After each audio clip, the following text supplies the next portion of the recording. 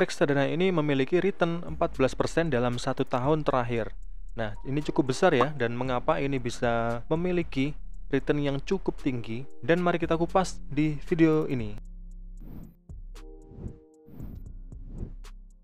Nah, kita akan kupas apa reksadana ini dan apa isinya, mengapa dia bisa memiliki return yang cukup tinggi ya, di atas rata-rata IHSG sebesar 11%, dia ini sampai 14% dalam 1 tahun terakhir. Nah, kita masuk ke aplikasi Bibit di menu reksadana ya. Di sini reksadana ini masuk di kategori lainnya ya di aplikasi Bibit. Nah, kita scroll, namanya yaitu Sukor Invest Citra Dana Berimbang. Nah, ini adalah produk reksadana dari manajer investasi Sukor, atau Sukor Invest. Nah, Sukor Invest kita klik dulu. Nah, ini adalah reksadana yang masuk kategori reksadana campuran. Nah, berarti di dalamnya ini ada campuran.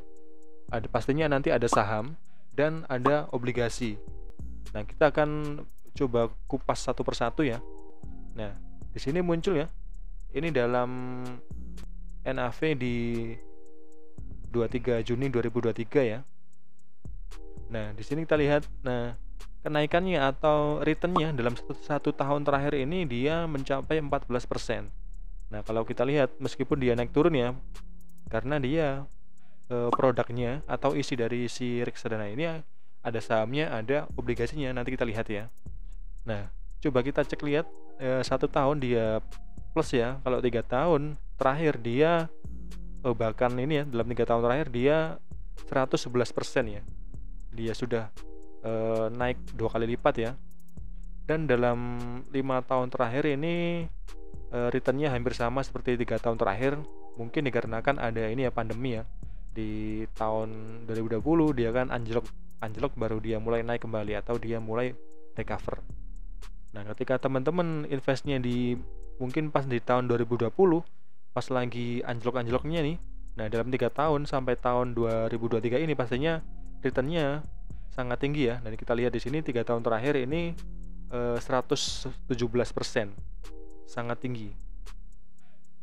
Atau kalau di CAGR atau Compound Annual Growth Rate atau rata-rata pertumbuhan dalam 3 tahun terakhir itu per tahunnya dia itu tumbuh 29,48%. Atau ketika kamu naruh uang misalkan di tahun 2020 100 juta gitu ya, dia akan tumbuh 29 juta di tahun pertama kamu investasi, atau menginjak tahun kedua uangmu nambah sekitar 29 jutaan.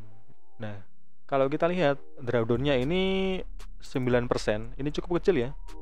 Biasanya dia akan hampir sama dengan kenaikannya, dan ini dia turunnya kecil tapi naiknya lumayan tinggi ya.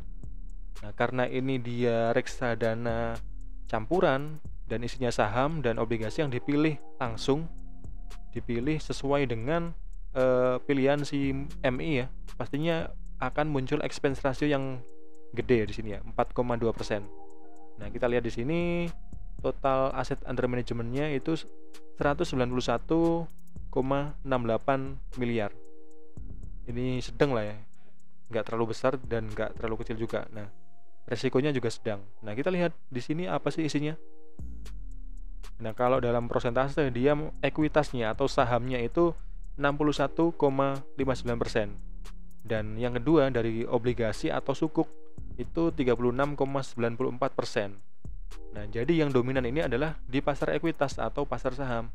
Baru sisanya ini dalam efek yang liquid atau yang setara kas ya. Nah, coba kita lihat top holdingnya ya. Nah, di sini yang top holdingnya itu ada Bank BTN ya. Bank BTN ini adalah BUMN. Ada Bumi Resource, ini di bidang ini ya, pertambangan. Ada Dharma Polymetal. Nah, ini apa sih perusahaannya? Teman-teman bisa klik di sini karena di Bibit sekarang kita udah bisa melihat data tentang fundamental si perusahaan. Diklik aja, nah nanti akan muncul datanya.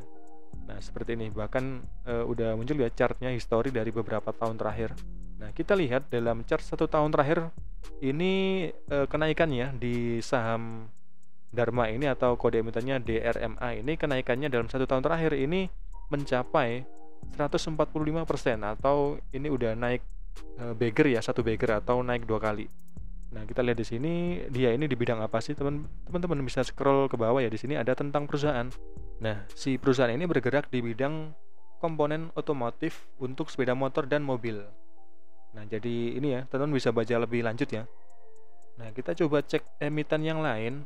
Coba salah satu ya. Di sini coba yang ini ya. Nah, Hilcon TBK, kodenya HILL. Ini masuk kategori minyak dan gas dan batu bara.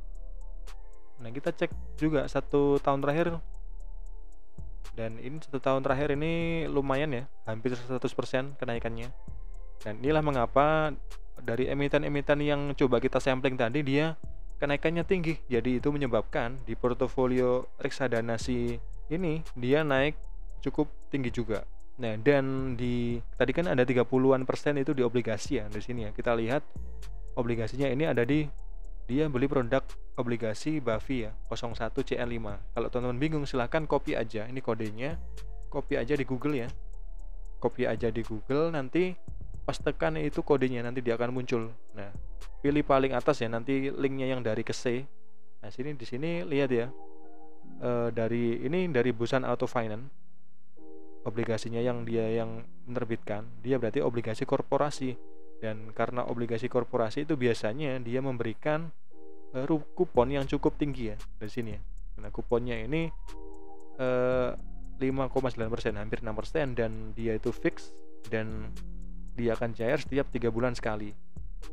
Nah, baru ada obligasi yang lain, ada MDKA ya, Merdeka, Copper and Gold, dan obligasi yang lain. Teman-teman bisa cek ya di sini ya. Nah, itulah mengapa si reksadana ini dia bisa cukup tinggi ya, berarti karena si MI-nya ini 1 tahun terakhir itu dia dalam menganalisa saham atau obligasi yang lain dia tepat ya, bener ya, sesuai, karena dia memilihnya itu cukup bagus. Tetapi teman-teman harus ingat ya, apapun kinerja di masa lalu, ini kan kinerja masa lalu ya, 1 tahun terakhir ya, ini tidak bisa menjamin kinerja di tahun berikutnya atau 1 tahun ke depan itu apakah bisa sama atau melebihi atau bahkan di bawahnya, kita nggak akan tahu ya. Kita harus analisa terus ya, kita pantau produknya, dan misalkan di sini kita bisa lihat ya, kalau dia produknya ditaruhnya di hampir sama, kita bisa analisa apakah di sektor ini masih akan potensial di tahun berikutnya. Nah, semoga ini bisa membantu teman-teman ya sebelum membeli, dan bisa masuk pertimbangan kalau teman-teman minat, dan jangan lupa dianalisa ya, dan semoga bermanfaat. Sekian dan terima kasih.